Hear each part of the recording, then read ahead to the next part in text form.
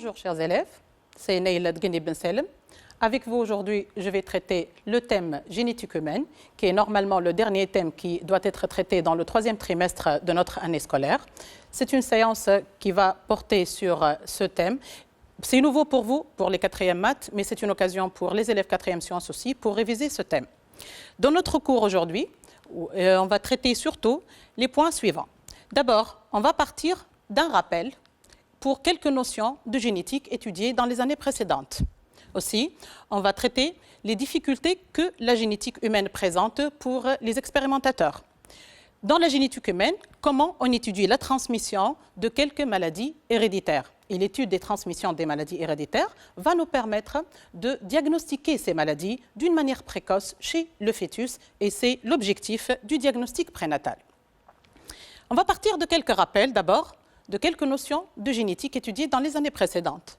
Un caractère héréditaire, les caractères héréditaires qui se transmettent, les caractères qui se transmettent des parents aux descendants à travers les générations sont qualifiés, bien sûr, de caractères héréditaires. Un caractère héréditaire se manifeste par un ou plusieurs formes d'expression, par 2 ou plusieurs formes d'expression. Ces formes d'expression sont qualifiées de phénotypes. Vous vous rappelez bien sûr de ce terme. Tout caractère héréditaire est contrôlé par un ou plusieurs, bien sûr, gènes. Et le gène, bien sûr, est formé par un couple d'allèles, puisqu'on est chez les individus diploïdes. Les allèles du même gène, un allèle dans un gène, ce n'est qu'une séquence d'ADN dont l'expression se déroule en 2 étapes. Les étapes de l'expression de l'information génétique, qu'on a étudiées avant, bien sûr, sont 2 étapes. D'abord, l'ADN est transcrit dans le noyau pour donner une molécule d'ARN. Cette molécule d'ARN est traduite dans le cytoplasme en protéines. L'ADN comporte bien sûr les allèles, donc responsables du génotype de l'individu, alors que la protéine, c'est elle qui est responsable du phénotype de l'individu. Donc elle va nous donner l'expression de génotype. Les allèles du gène. On parle d'allèle dominant lorsque l'allèle, ou lorsque cette version du gène s'exprime toujours au niveau du phénotype. Et elle est souvent notée par une lettre majuscule. On utilise souvent une lettre majuscule pour représenter un allèle dominant.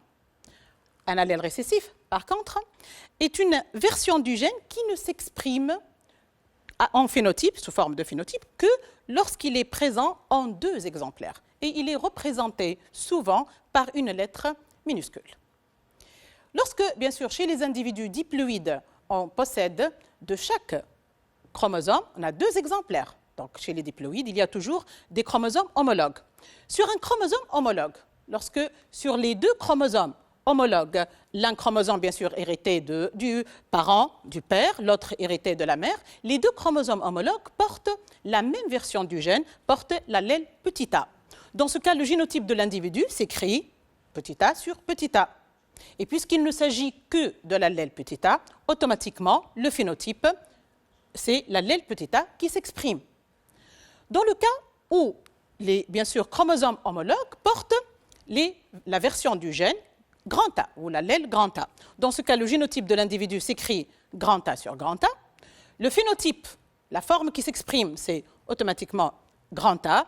Et dans les 2 cas, puisque les 2 individus portent les 2 allèles identiques sur leur chromosome homologue, on les qualifie d'homozygotes. Dans le cas où l'individu porte sur ses chromosomes homologues les 2 versions du gène, il a hérité d'un parent la version grand A et il a hérité de l'autre parent la version petit a. Dans ce cas, le génotype va pouvoir, bien sûr, présenter les 2 versions. Le génotype, ce n'est qu'une combinaison des allèles qui existent chez l'individu. Donc le génotype, dans ce cas, va s'écrire, bien sûr, grand A sur petit a. Et puisqu'on a représenté l'allèle grand A avec une lettre majuscule, donc cet allèle, normalement, c'est l'allèle dominant, et dans ce cas, le phénotype sera grand A. Ces individus qui possèdent à la fois les 2 allèles grand A et petit a en même temps dans leur génotype sont qualifiés d'hétérozygotes, puisqu'ils possèdent donc les 2 allèles. Voilà donc pour ces petits rappels, pour bien sûr vous rafraîchir un peu la mémoire sur certains termes en génétique. Appliqué à la génétique humaine, donc, il y a des difficultés. On se rencontre avec des difficultés. Les généticiens donc, se heurtent à des difficultés en génétique humaine. Les principales difficultés qu'on peut trouver en génétique humaine. D'abord, le généticien se heurte à de nombreuses difficultés pour étudier l'hérédité. La première, la méthode des croisements dirigés est impossible. L'homme, en aucun cas, ne peut être considéré comme matériel expérimental. Aussi, une deuxième difficulté, la faible fécondité, la longue durée de la grossesse et celle qui sépare les deux générations rendent presque impossible l'application des lois statistiques étudiées en génétique formelle. Une autre difficulté, le nombre de chromosomes est très élevé. Avec une formule chromosomique de 2n égale à 46, le nombre de combinaisons possibles lors de la formation des gamètes, lors de la rencontre des gamètes, méiose et fécondation, donc rend presque impossible, bien sûr, l'étude de la transmission des caractères chez l'espèce humaine. Donc, en génétique humaine, bien sûr, l'étude de la transmission des caractères héréditaires. En génétique humaine, la génétique conserve toutes ses normes lorsqu'elle est appliquée à la génétique humaine, mais cependant, les difficultés expérimentales vont imposer de nouvelles méthodes de raisonnement. En génétique humaine, l'étude de la transmission des maladies héréditaires est basée surtout sur, d'abord, l'analyse des arbres généalogiques, et on verra par la suite dans les diapos suivantes qu'est-ce qu'un arbre généalogique et comment on représente un arbre généalogique, l'analyse des karyotypes et aussi les nouvelles techniques de biologie moléculaire, à savoir l'analyse de l'ADN et des protéines. L'arbre généalogique, qu'est-ce qu'un arbre généalogique? L'arbre généalogique, c'est une représentation qui, bien sûr, utilise des formes conventionnelles et qui permet de représenter les parents et les descendants. Les formes utilisées dans la représentation des arbres généalogiques, le carré qui représente un homme et le cercle pour représenter la femme. On peut les représenter, bien sûr, sous forme vide ou hachurée quand il s'agit de personnes atteintes de certaines maladies héréditaires. Le couple, parents-descendants, les jumeaux, les zygotes. Vous trouvez tous ces symboles, bien sûr, sur votre manuel scolaire et vous pouvez bien sûr, vous aurez plus de temps de regarder bien ces détails. L'arbre généalogique, bien sûr, représente les individus et la technique d'identification des individus dans l'arbre généalogique consiste d'abord à identifier la génération à laquelle appartient l'individu. Est-ce qu'il appartient à la première génération, deuxième génération, et son ordre dans la génération 1, 1. Par exemple, ici, je qualifie cet homme avec 1, 1. Donc, il appartient à la première génération et il porte le numéro 1. La femme, 1, 2, elle appartient à la première génération, elle porte le numéro 2. On symbolise aussi le mariage consanguin au niveau de la représentation de l'arbre généalogique. Donc, aussi pour étudier la génétique humaine, on a recours parfois à l'analyse des karyotypes. Le karyotype humain, vous le connaissez tous, donc c'est un ensemble de chromosomes, de 46 chromosomes représentés. Et bien sûr, vous voyez tous que notre formule chromosomique qui est de 2n égale à 46, elle diffère de l'homme, entre l'homme et la femme seulement par la paire de chromosomes sexuels. Chez l'homme, les 44 autosomes avec lesquels il y a les chromosomes, bien sûr, la paire de chromosomes sexuels XY. Chez la femme, 44 autosomes avec la paire de chromosomes sexuels XX. La troisième technique qui va nous permettre aussi, qui va nous aider à résoudre certains problèmes en génétique humaine, c'est la technique de la biologie moléculaire. Cette technique de biologie moléculaire, on va la suivre ensemble dans cette vidéo. Une des premières maladies moléculaires élucidées, la drépanocytose, est de par le monde un important problème de santé publique. Cette maladie est fréquente en Afrique. Songez que dans certaines régions, 4% de la population est touchée et que l'on compte 33% de porteurs sains capables de transmettre la maladie. La drépanocytose atteint les globules rouges. Normalement, les hématies en se déformant se frayent un chemin dans les plus fins capillaires et apportent l'oxygène aux territoires les plus reculés de nos organes. Chez les sujets sains, les hématies sont des disques biconcaves. Chez les malades, l'hémoglobine anormale se polymérise en longues baguettes qui déforment les hématies, celles-ci adoptent des figures en faucilles, se bloquent dans les capillaires et ne jouent plus leur rôle d'approvisionnement des tissus en oxygène. Pour détecter les hémoglobines anormales, on prélève des échantillons de sang.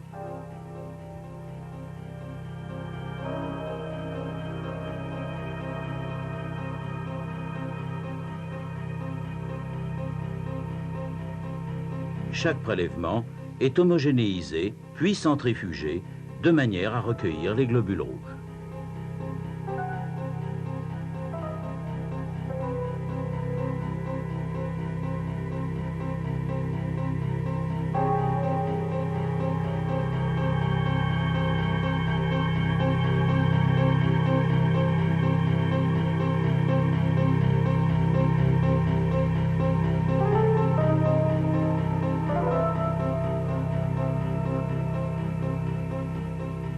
Quelques microlitres de ces globules sont mélangés à une solution qui provoque leur éclatement et libère l'hémoglobine qu'ils contenaient. La technique d'électrophorèse permet d'identifier les hémoglobines anormales. On prépare la plaque qui supporte le gel dans lequel se fera la migration des protéines.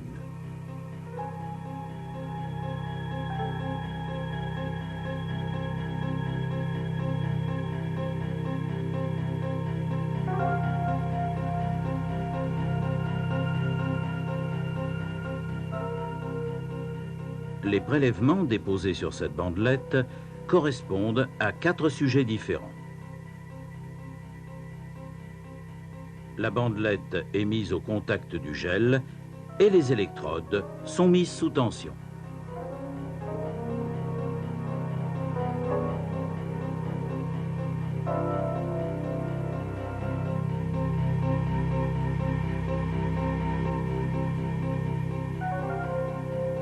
Dans cette technique, on associe un champ électrique qui provoque la migration des hémoglobines en fonction de leur charge et un gradient de pH qui permet leur focalisation en fonction de leur point isoélectrique. Les hémoglobines se déplacent dans le champ vers le pôle positif. L'hémoglobine normale, désignée par A, est celle qui migre le plus loin. L'hémoglobine anormale, désignée par S, migre moins loin. Cette différence de migration traduit une différence dans la composition en acides aminés des 2 hémoglobines. À la fin de l'opération, le gel est retiré et fixé pour être interprété.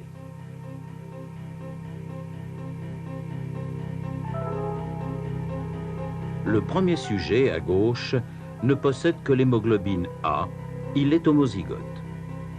Les 2 suivants sont hétérozygotes. Ils possèdent un exemplaire du gène normal A et un exemplaire de l'allèle S, responsable de la synthèse de l'hémoglobine S. Le dernier à droite a reçu de chacun de ses parents l'allèle S, il est homozygote et présente la maladie. On retourne donc à notre cours pour répondre à une question très importante. Comment on détermine le mode de transmission ou le déterminisme génétique de certaines anomalies héréditaires? Donc, pour répondre à cette question, le déterminisme génétique des maladies héréditaires, ça consiste essentiellement à trouver le mode de transmission. Et pour trouver le mode de transmission d'une maladie héréditaire, on doit répondre à 2 questions importantes. La première, c'est la détermination de la localisation, d'abord la dominance plutôt, la dominance de l'allèle de l'anomalie, donc la relation de dominance entre l'allèle de l'anomalie et l'allèle normal. L'allèle de l'anomalie est-il dominant ou récessif? Deuxième question aussi importante, c'est de déterminer la localisation de l'allèle de l'anomalie. L'allèle de l'anomalie ici, est-ce qu'il est porté par un chromosome autosomal, par un autosome, ou par un chromosome sexuel, X ou Y? Donc, pour toute maladie héréditaire, les 2 questions importantes dans le mode de transmission, le déterminisme génétique, consistent à déterminer la dominance, la relation de dominance et la localisation de l'allèle de cette maladie. Bien. On va prendre un premier exemple, cas d'une anomalie héréditaire, l'albinisme. L'albinisme est une anomalie qui est due à la non-synthèse d'un pigment de la peau et des poils, comme vous voyez ici sur la photo. Un sujet albinos, c'est celui qui ne peut synthétiser la mélanine, pigment brun de la peau et des poils. Comment se transmet cette maladie héréditaire? On va d'abord, bien sûr, passer à l'analyse d'un arbre généalogique. L'arbre généalogique séquente représente la transmission de l'albinisme chez une famille. Et sachant que cette tare est due à une mutation d'un seul gène qui existe sous deux formes alléliques, une forme normale, l'autre mutée, on va essayer donc de répondre aux questions, bien sûr, pour déterminer le déterminisme génétique ou le mode de transmission. D'abord, précisez en justifiant votre réponse la relation de dominance entre les deux allèles. Deuxième question aussi, discutez la localisation chromosomique du gène qui contrôle l'albinisme, et on va, dans ce cas, envisager toutes les hypothèses possibles, c'est-à-dire l'hypothèse de gène porté par un autosome, par un chromosome X ou par un chromosome Y. Une fois on a répondu à ces deux questions, on peut, dans ce cas, écrire les génotypes des individus de cet arbre généalogique. Bien, comment on va procéder pour répondre à ces questions? Si en génétique classique, en génétique bien sûr diploïde, l'exercice vous donne généralement le résultat. Et on vous demande de l'expliquer en le confrontant à des statistiques déjà connues. En génétique humaine, vous devez donner plus d'importance à l'observation pour éliminer les cas impossibles et tester ceux qui sont possibles afin d'atteindre la certitude. Donc, pour répondre à la première question et déterminer la relation de dominance, on va examiner cet arbre généalogique avec les générations. La première génération, le couple 1-1-1-2, c'est un couple sain. Et on a deux malades dans cet arbre généalogique. Le malade qui appartient à la deuxième génération, la fille de 3, et un autre qui appartient à la troisième génération, le garçon 3-3. La fille de 3, elle est malade, donc on va bien sûr s'intéresser au premier couple. Deux parents sains qui ont donné une fille malade. La fille, elle est malade, d'où elle a hérité l'allèle de la maladie, cette fille. Donc, obligatoirement, bien sûr, de ses parents. Mais les parents, apparemment, ne présentent pas l'allèle. Donc, ils sont phénotypiquement sains, d'après ce que je vois sur l'arbre généalogique. Donc, l'allèle de l'anomalie, il existe chez les parents, mais il est où? Il est à l'état masqué, il n'apparaît pas. Dans ce cas, bien sûr, le sujet de 3, voilà comment on va résoudre cette question. Le sujet de 3 est atteint, il porte l'allèle de l'anomalie hérité au moins de l'un de ses parents, 1-1 et 1-2, qui sont phénotypiquement sains. Donc, je peux conclure que les parents possèdent l'allèle responsable de la maladie qui est à l'état masqué. Cette observation importante va me permettre de déduire que l'anomalie est récessive. Cette anomalie est contrôlée par un allèle récessif. Donc l'allèle sain, c'est l'allèle qui domine, alors que l'allèle de la maladie est un allèle récessif. L'allèle récessif, donc on va choisir un couple d'allèles pour les représenter. On choisit toujours généralement la lettre majuscule pour l'allèle dominant. On a choisi ici la lettre N, donc pour normal, M pour muté, sachant que N domine M. Donc on a répondu à la première question. Reste maintenant à chercher la localisation de cet allèle. Cet allèle, où est localisé? Cet allèle est-il porté par le chromosome sexuel Y, par le chromosome sexuel X ou par un autosome? Et on va envisager les trois hypothèses. L'hypothèse 1, l'allèle de l'anomalie elle est récessive, portée par le chromosome sexuel Y. Ici, je m'arrête un petit peu et je me rappelle le chromosome Y, chez qui on peut le trouver? Bien sûr, dans le karyotype masculin. Donc, une anomalie qui est portée par le chromosome Y, ou un allèle qui est porté par le chromosome Y, quelles sont ses caractéristiques, cette maladie ou cet allèle? Les caractéristiques d'une anomalie portée par le chromosome Y, première caractéristique, bien sûr, elle ne doit pas toucher les filles. Les filles ne possèdent pas dans leur karyotype le chromosome Y, et par conséquent, les filles ne sont pas touchées par des anomalies, des éventuelles anomalies portées par le chromosome Y. Un père qui est malade donne des garçons toutes malades. Le garçon hérite de son père le chromosome Y. Donc automatiquement, si une anomalie est portée par le chromosome Y, elle doit être transmise de père en fils. Un fils malade aussi, ou chaque garçon malade, est issu automatiquement d'un père malade. Un garçon malade, il a hérité Y de son père, et bien sûr, il sera automatiquement malade, le père dans ce cas. Donc, je reviens sur l'arbre. Je vous ai dit tout à l'heure que la résolution des exercices, vous devez donner toujours l'importance à l'observation. J'observe mon arbre généalogique et je trouve ici une fille qui est malade. Voilà la fille de 3. La fille de 3, elle est malade. Or, bien sûr, d'après le karyotype, nous savons très bien que la fille ne porte pas le chromosome Y dans son karyotype. Donc, le sujet de 3 est une fille atteinte dont le karyotype ne renferme pas le chromosome Y. Et bien sûr, cette observation va me permettre de rejeter l'hypothèse d'un allèle porté par le chromosome X. Le chromosome Y. Deuxième hypothèse, l'anomalie elle est récessive et portée par le chromosome sexuel X.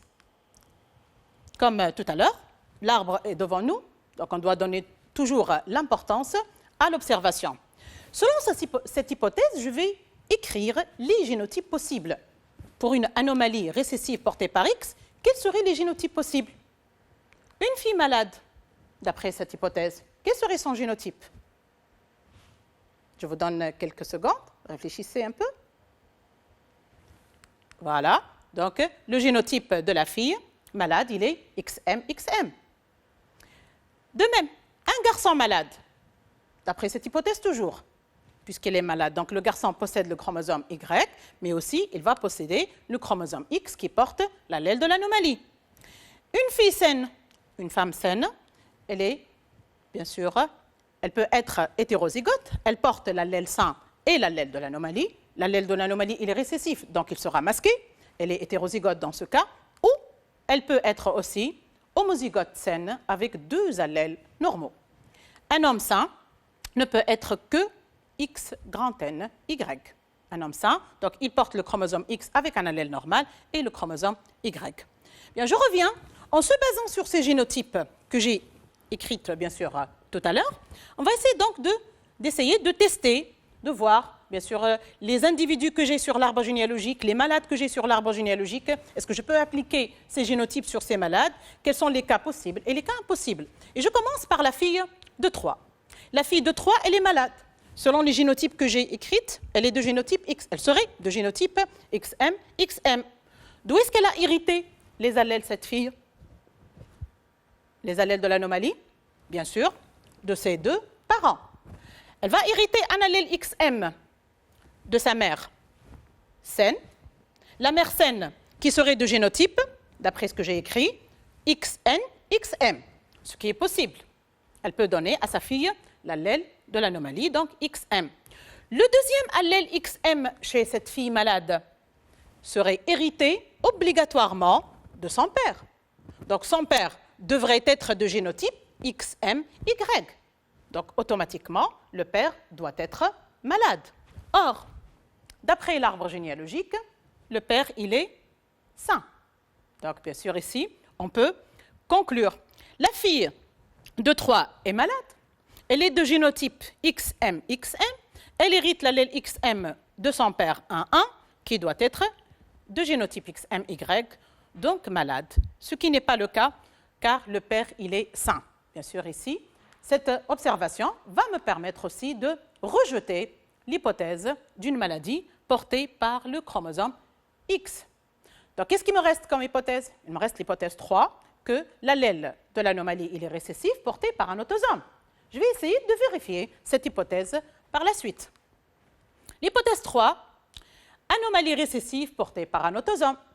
Dans ce cas, bien sûr, j'ai deux malades dont le génotype ou l'écriture des génotypes dans le cas d'une anomalie récessive autosomale, il n'y a pas de différence entre le génotype d'une fille ou le génotype d'un garçon. Les deux individus malades, l'allèle il est récessif, rappelez-vous. Et tout à l'heure, qu'est-ce qu'on a dit quand on a défini un allèle récessif? On a dit que l'allèle récessif ne peut pas s'exprimer en présence de l'allèle dominant. Donc l'allèle récessif automatiquement ne s'exprime qu'à l'état homozygote. Donc les deux individus que j'ai dans l'arbre généalogique, automatiquement ont bien sûr ont un génotype qui s'écrit, l'individu de 3 et l'individu, bien sûr 3,3, leur génotype s'écrit automatiquement M sur M. L'individu donc de 3 et l'individu 3,3, malades de génotype MM, auraient reçu l'allèle M de leurs parents sains, donc les deux parents sains, comme vous voyez, d'après l'arbre généalogique, qui doivent être hétérozygotes, NM, ce qui est possible. Donc, mon hypothèse de maladie récessive portée par un autosome se trouve vérifiée. Donc voilà, j'ai répondu maintenant à la première question. On a cherché la relation de dominance et on a maintenant déterminé la localisation du gène. Je dois conclure. Bien sûr, un exercice doit être à la fin terminé par une conclusion. L'allèle responsable de l'albinisme est récessif porté par un autosome. Une fois on a déterminé, bien sûr, le mode de transmission de la maladie, on peut écrire dans ce cas les génotypes des individus. Voilà donc les génotypes des individus de cet arbre généalogique. On vous demande de décrire le génotype d'abord des individus 1-1, l'individu 1-1, donc qui est l'homme. Il est sain, donc obligatoirement il porte les deux allèles. Pourquoi obligatoirement? Parce qu'il a donné une fille malade. Donc il a transmis l'allèle de l'anomalie à sa fille.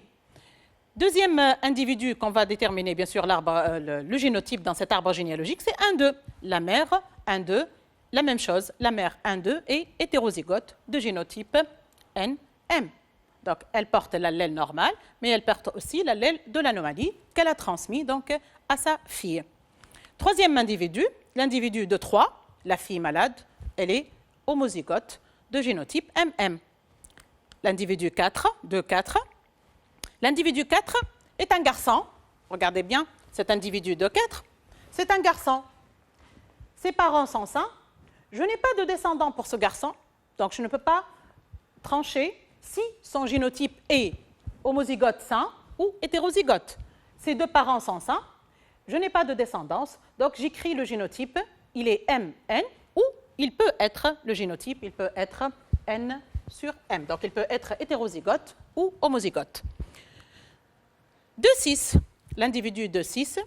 L'individu 2-6 est un homme, dans le couple 6-7, comme vous voyez sur l'arbre. Il a donné un garçon malade, c'est le garçon 3-3. Donc l'individu 2-6 est obligatoirement de génotype NM. Donc avec, bien sûr, l'écriture de génotype, on a terminé notre première activité. On va passer maintenant à un autre exemple, avec un autre arbre généalogique et un autre, bien sûr, pédigré, une autre anomalie. Le pédigré suivant indique la répartition d'une anomalie génique dans une famille tunisienne. Donc, regardez bien cet arbre généalogique. L'arbre généalogique est formé de 4 générations. Première génération, pardon, je reviens ici. La première génération, donc les parents. La deuxième génération, elle est formée de 4 individus. La troisième génération, dans la quatrième génération, j'ai un fœtus. Un fœtus, donc, on va essayer donc de voir par la suite ce fœtus, comment va être.